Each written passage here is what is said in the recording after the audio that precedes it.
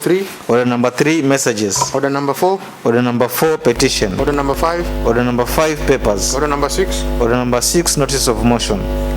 Order number 7. Order number 7, statements. Honorable Benson Chengo.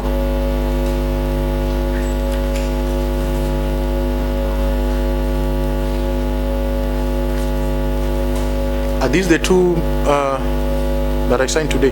Okay, proceed. Okay, thank you, Mr. Speaker, sir. I want to read a statement to the committee member in charge of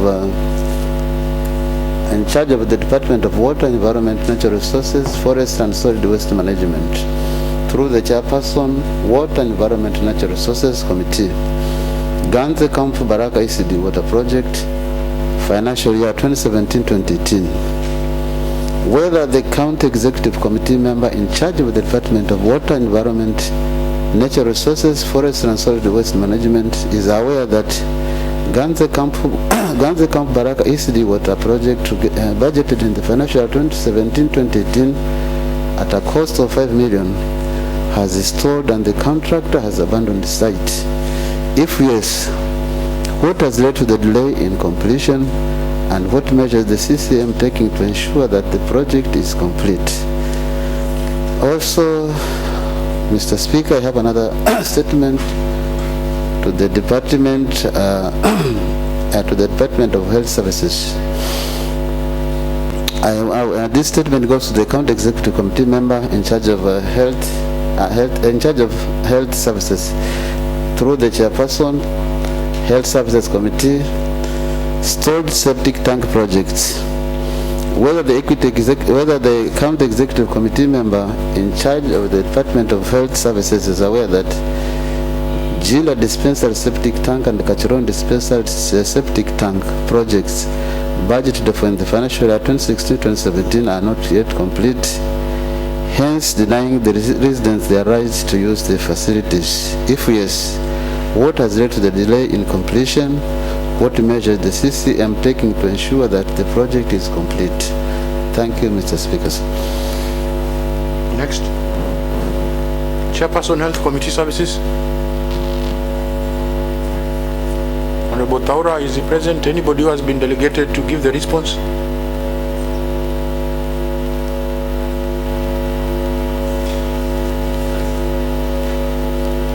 Aaron? Vice Chair of Health? You have the responses, yeah? I have not been notified, but I will read.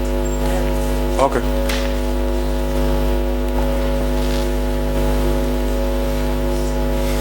Proceed.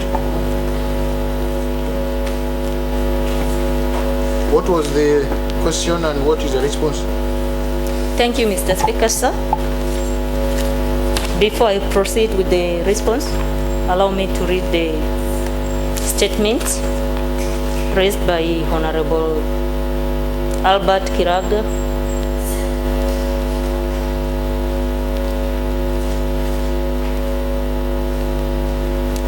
The County Executive Committee member in charge of Health Services through the Chairperson Health Services Committee, Garate Dispensary. Whether the County Executive Committee member CCM in charge of health services is aware that Garate Dispensary, a project budgeted for and initiated in the financial year 2016-2017, has not been completed upon date. If yes, what are the reasons for the delayed completion, and what measures is the department taking to make sure that the project is completed before the end of this financial year 2019-2020.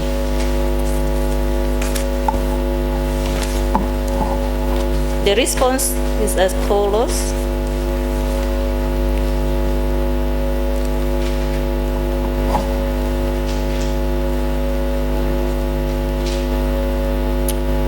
Rural County Assembly Statement, Garate Dispensary. Reference is made to your letter through the County Secretary dated 11 June 2020, reference number CAK 1/DPT/HLTH/2, Volume 1, Volume 1/63. The above subject hereby refers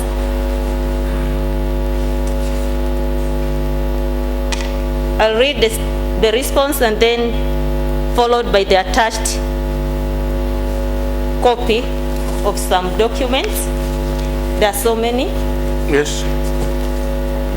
Thank you very much. Mr. Speaker, can we have the Vice Chair Health be assisted with a proper face mask? These times of the pandemic, and the session is covered and she's wearing on a defect mask. Thank you. Yes, proceed. Can proceed. As you get another. The Department of Health Services, Garathe Dispensary, we hereby confirm the receipt of the County Assembly statement refers number CAK/DPT/HLTH/2 volume 1/63 dated 11 June 2020. We wish to confirm that the Department of the Health Services is aware of the below project. Tender number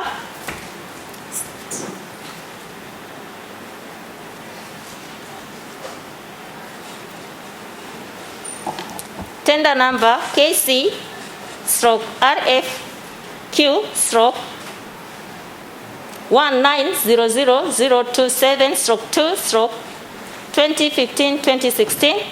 Tender name proposed construction of dispensary, twin bedroom staff house and 2 cubicle latrine at Garathe (Gongoni) Ward. Contractor MS Galax Ventures Limited, PO Box 98856 80-100 Mombasa. Tender sum 26,958,402. The formation was a ward development project for the financial year 2015-2016. The project was allocated 11 million in the appropriation budget estimate 2015-2016 approved budget. However, during the supplementary budget, same financial year, the budget was revised to 6 million. The 6 million budget was not adequate and hence required additional allocation in the financial year 2016-2017 budget allocation. The Department of Health Services took up the project and allocated 10,598,453 from the executive Department of Health Services budget in the financial year towards completion of the project. A supplementary budget amounted to 5,598,453 was allocated by the Department of Health Services in the financial year 2017-2018. An additional Kenya shillings 7 million was allocated by the Department of Health Services towards completion of the dispensary, staff house and twin block toilet in 2018-2019 supplementary budget. 1.4 million and 5.5 million was allocated by the Department of Health Services respectively in the financial year 2019, 2020, 2020, 2021. The Department of Health Services wishes to confirm that the construction of this dispensary, staff house, and twin block toilet is ongoing. The completion rate is as below. 1. Construction of dispensary. We have the project item description and we have completion rate. 1. Construction of dispensary 70%. 2. Construction of staff house 70%. 3. Construction of twin block toilet 95%. A site meeting with the attendance of the public works (a project manager, client Department of Health Services, area member of the county assembly, and the contractor was conducted. The contractor was informed of the concern on the progress of the project. The project completion had been delayed. He promised the stakeholders that he would do the best to complete the remaining works.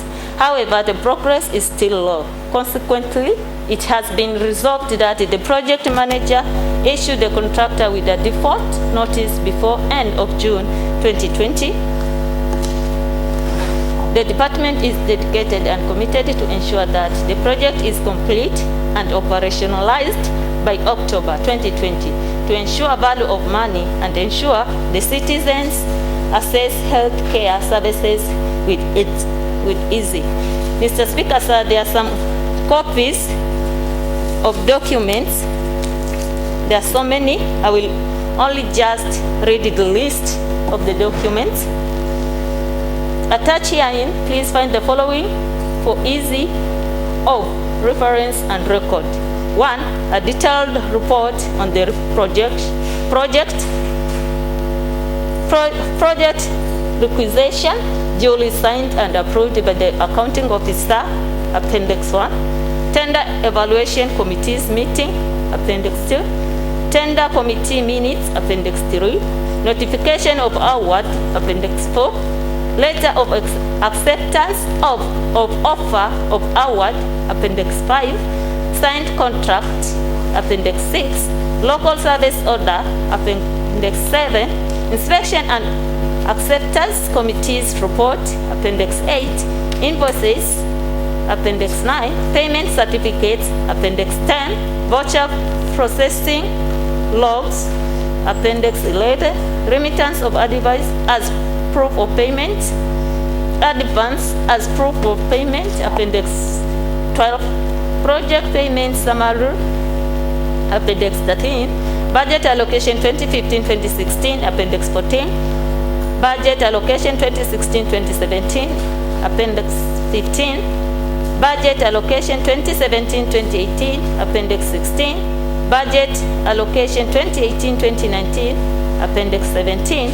Budget allocation 2019-2020, Appendix 2018. Budget allocation 2020-2021, Appendix 19.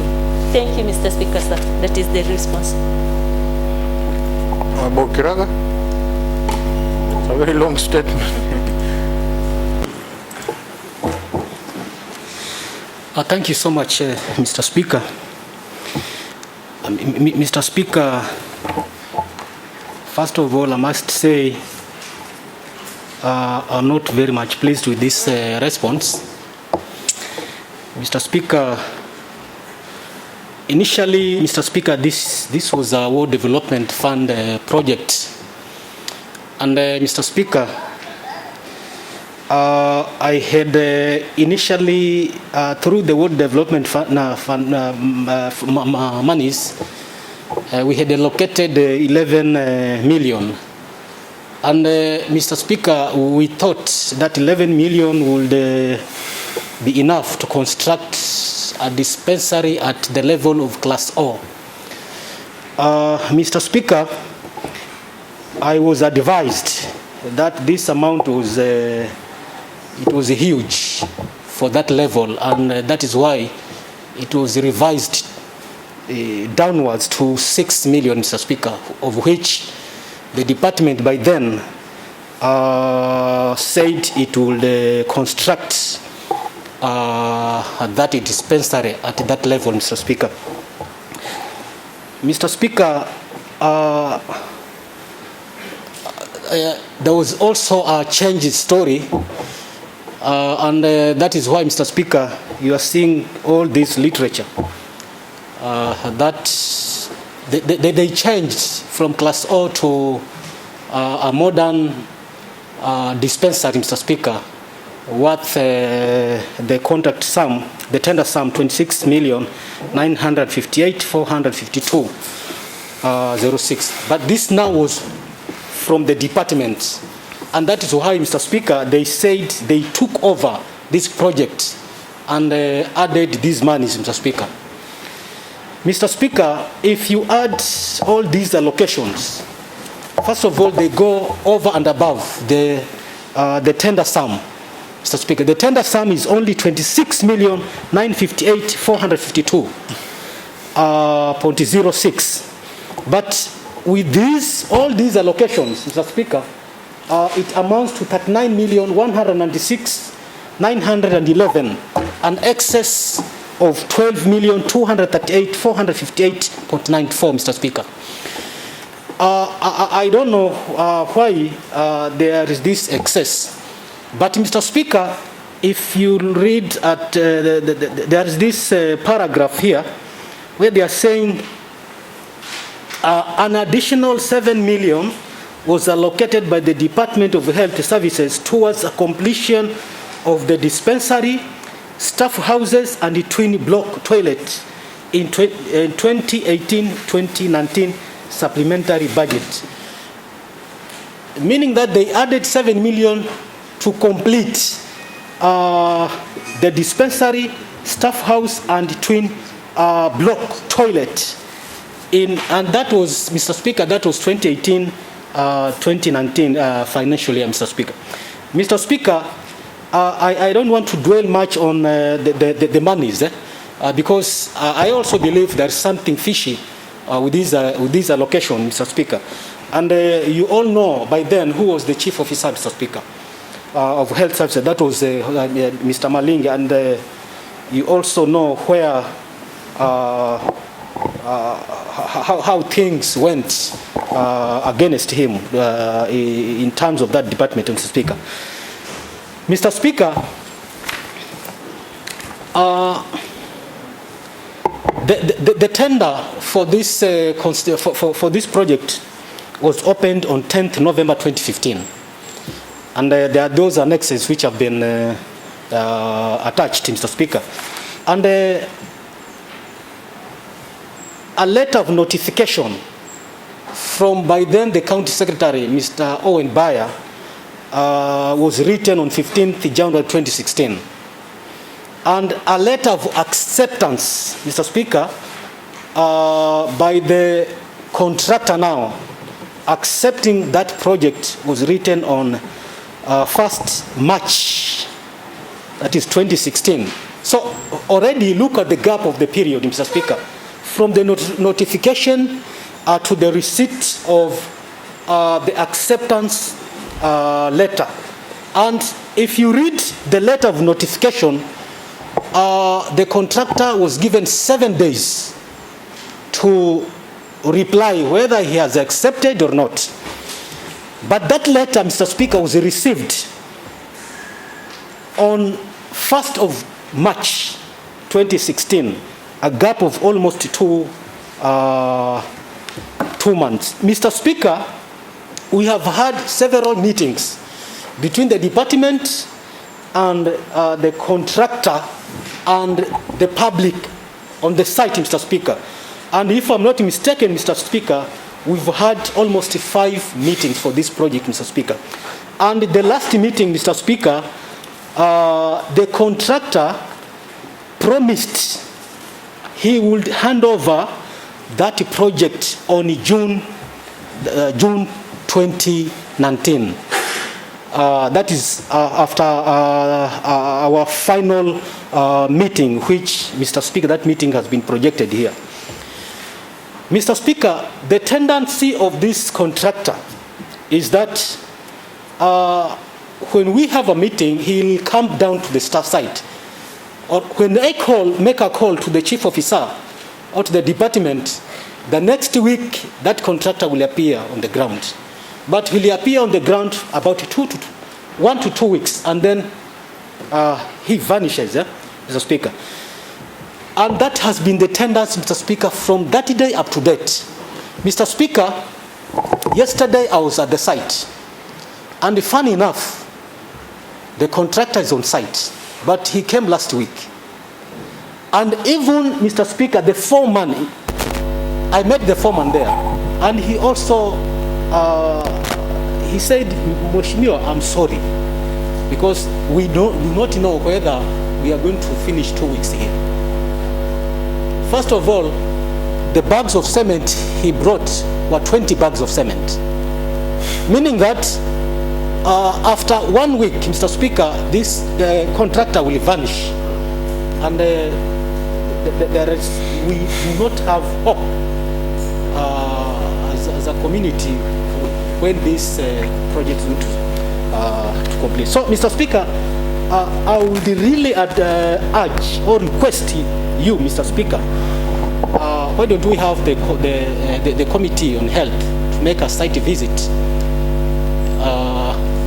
and see for themselves these things which have been written here, Mr. Speaker, that the percentages, that construction of the dispensary is 70%, that construction of staff houses is 70%. Mr. Speaker, there's, I have photographs here which I took yesterday, Mr. Speaker. Mr. Speaker, currently where the dispensary being constructed is now bush, Mr. Speaker. We have these madenge trees surrounding that place, Mr. Speaker. So I really urge we have the Committee on Health, and if possible, Mr. Speaker, if we can have a joint committee, even the implementation committee to be joined, so that we can have an amicable resolution on this matter, Mr. Speaker. Thank you so much, Mr. Speaker. Thank you very much, Mr. Speaker. Mr. Speaker, my main concern is on the amount of money that has been set aside for the construction of the project. There seems to be more monies that have been allocated, and even for the model dispensaries that have been built within the county. Mr. Speaker, they had an allocation of around 27 million. That's why you are seeing the tender amount to be 26 million. Now, we are seeing this going to 30-something million, Mr. Speaker, and the area MCA of Gongoni Ward has talked of an excess of 12 million. I mean, we need to also know what happened, or rather what is happening with this excess amount that has been allocated towards the completion of the project. Mr. Speaker, that is money equivalent to the construction of 6-number ECD classrooms, given that a 2-number ECD classroom in the count of Kilifi goes for around 4 million, Mr. Speaker. Now, we cannot just say that the 12 million that has been used in excess, just to wish it away and let it go that way, Mr. Speaker. We need to do something. We need to investigate and be able to have a reason enough as to explain what is happening in this project, Mr. Speaker.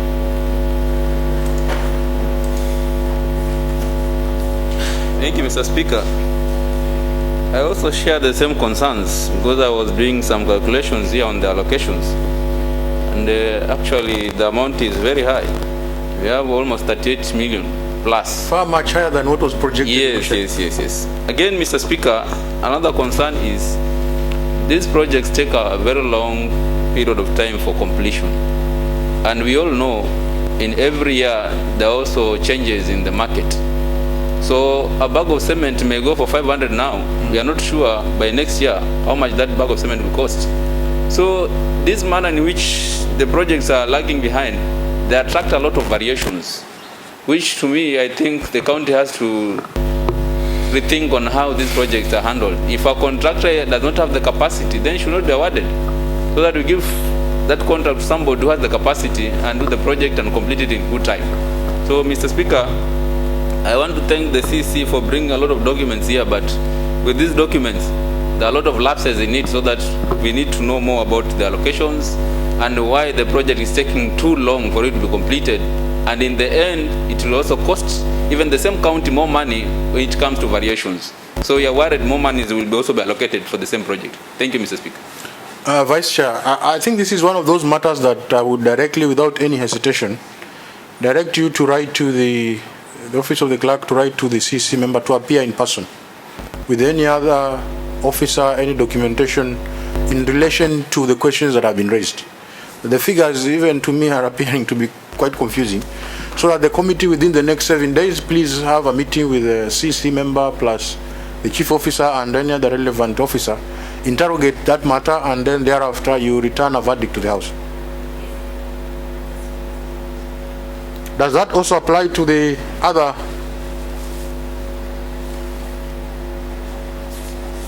The other question was also raised by Honorable Kiraga. Can you go to it?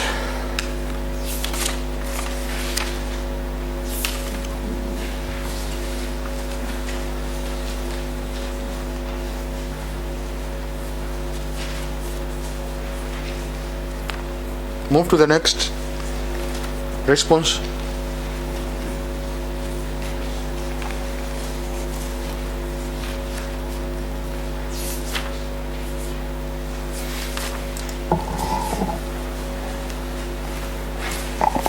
Thank you, Mr. Speaker, sir.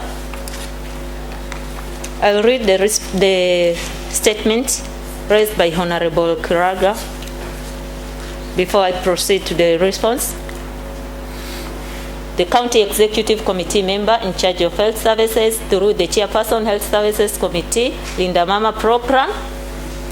Whether the County Executive Committee member is aware that Linda Mama is a program meant to encourage pregnant mother to deliver in health facilities free of charge in order to reduce mother and child mortality before and during delivery.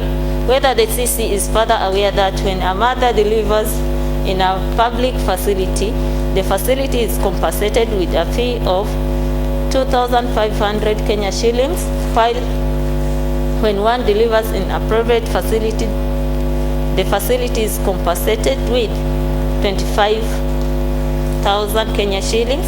If yes, what is the department doing to make sure that the compensation fee for the county health facilities is increased in order to reduce the huge differences between the public and private facilities?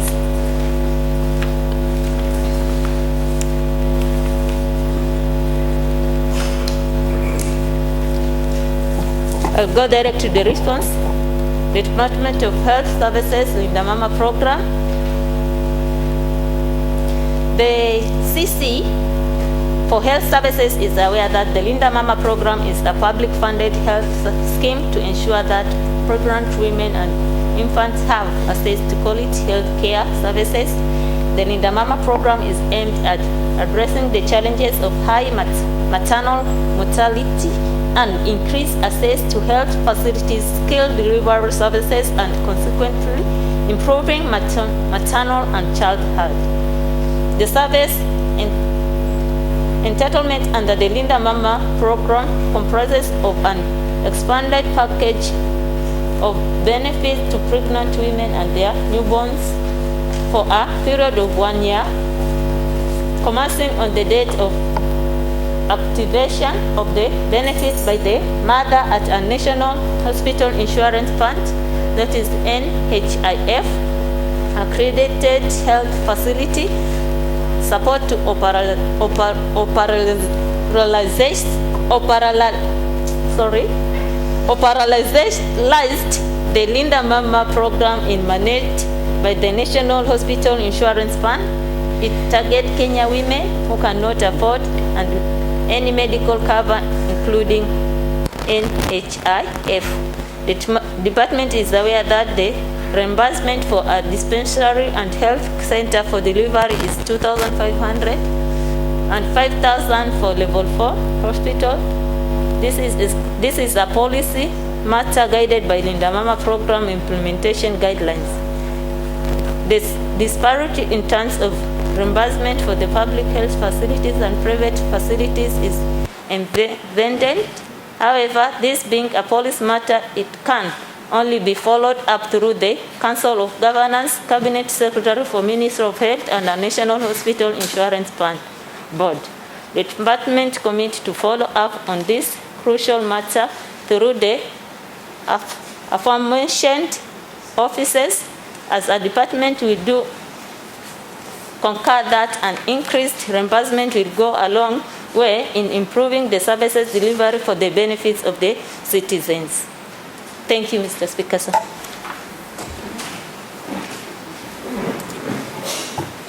Stanley, you have anything to add? Yeah, thank you, Mr. Speaker. Just on one item that the member had raised, the disparity for delivery in a private facility going for 25,000 and for the public facility going for 2,500. And the CEC is talking of engaging the Council of Governors. I don't know, that would still be very okay. But I thought of, do we have another avenue where the committee, the county assembly, can directly engage the national government on this being a policy matter? Is it in order that as a committee it's given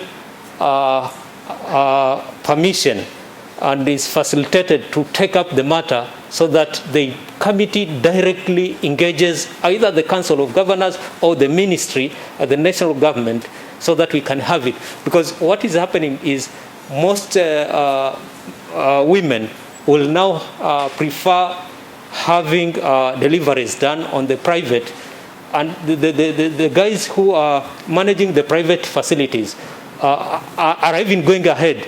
Even the midwives that we have are the sub-counties. They are given, they are promised that if you bring ladies to deliver in our facilities, in the private facilities, then you will get a token just for having, because it is a very huge source of revenue to the private facilities. So I'm seeing a situation where the CC may delay engaging the Council of Governors, but as an assembly, I think we can have a direct engagement with the concerned parties. Thank you. I think it's all okay. There's nothing stopping the assembly from directly approaching any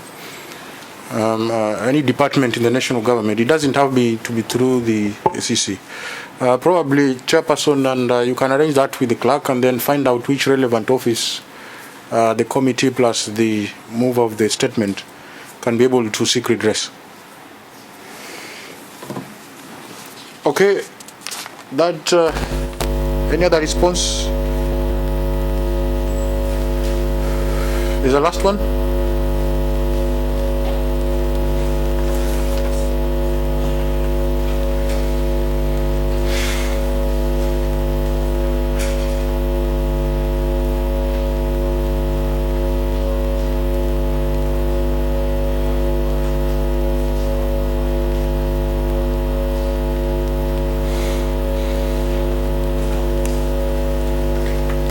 Thank you, Mr. Speaker, sir.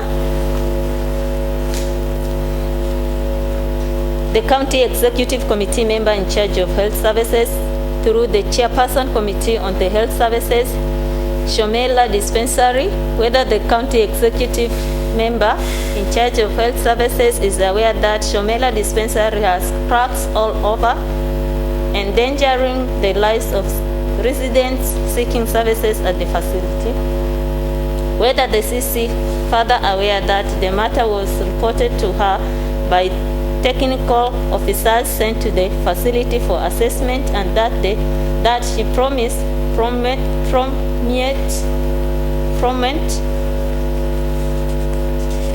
action after presented with the report.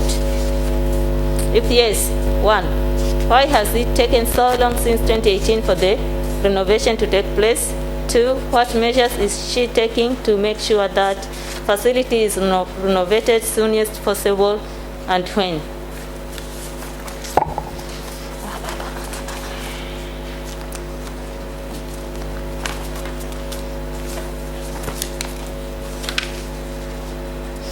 Office of the County Executive Committee member, Department of Health Services, Shomela Dispensary. Shomela Dispensary was constructed in 2005. It sits on one acre piece of land. The dispensary is a level 2 facility located in Magarini Sub-County, Gongoni Ward. The dispensary is operational and has increased community access to the much needed health care services. It has a functional dispensary health committee which constitutes the governance arm and represents the community in the facility management. After devolution took stage, the Department of Health Services listed it among other CDF and LATIF projects that had been for long abandoned. The department operationalized the facility in 2014, focusing on the vision and spirit of county government of Kilifi to bring services closer to the community and to increase access to healthcare services to Kilifi citizens. The facility has 2 staff, namely 1 nurse and 1 support staff.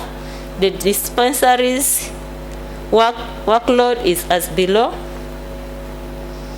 General outpatient attendance, dead element OPD attendance 5 years male,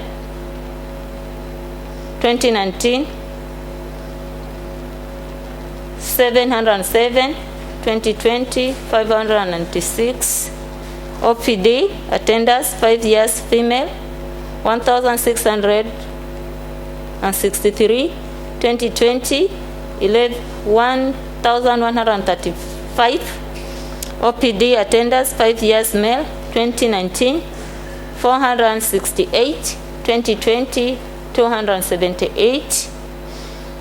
OPD attendance 5 years female, 430, that is 2019, 2020 304. CWC attendance 72. CWC attendance 185, that is 2019, 2020 nil. FP attendance 72, 2019, 2020 38. Total workload 3,556 for 2019. For 2020 2,363. The facility has water supply from both Timboni wells and rainwater harvesting. The facility is also connected to electricity power and receives medical drugs from the county government of Kilifi. The facility sources of resources include the following: Danida 1,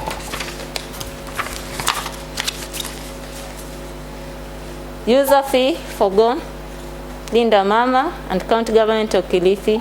The health facility offers the following services: curative, maternity and child welfare clinic, laboratory, public health and pharmacy. We hereby confirm that the Department of Health Services is aware of the cracks in the walls at Shomela dispensary. The department will ensure that the facility is rehabilitated before December 2020. The department will allocate funds for the renovation works during 2020-2021 supplementary 1 budget allocation. Signed by Honorable Charles Dadu Karisa, County Executive Committee member. Thank you, Mr. Speaker.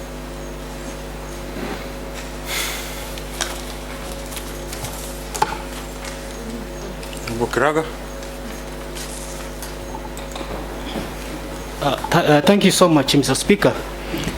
Mr. Speaker, forgetting about all this literature, I think the answer is just got in the final, the last paragraph.